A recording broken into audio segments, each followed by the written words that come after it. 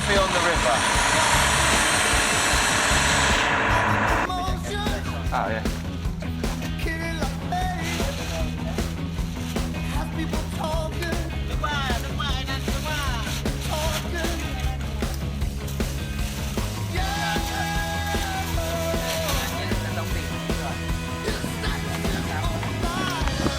There's no to the bottom of it.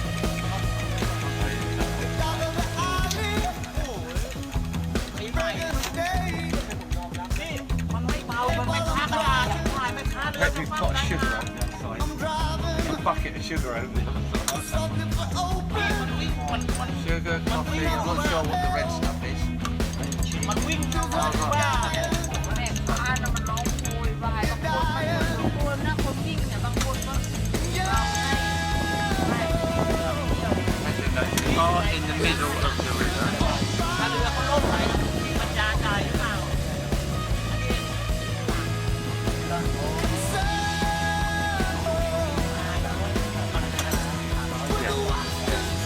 Don't need to, that's very อัน sweet. นี้เขาเอากาแฟนี่เขาบอกกาแฟ อันนี้ชาร้อนทำผิดนี่ ไม่มีก็ขายชาร้อนนี่นะขายเขาปิดนะ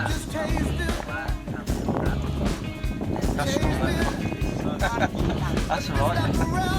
Yeah. อ๋อเวลาได้ปลาเข้าในเรือก็ต้องเอานั่นไว้ ก่อนใช้มือจับ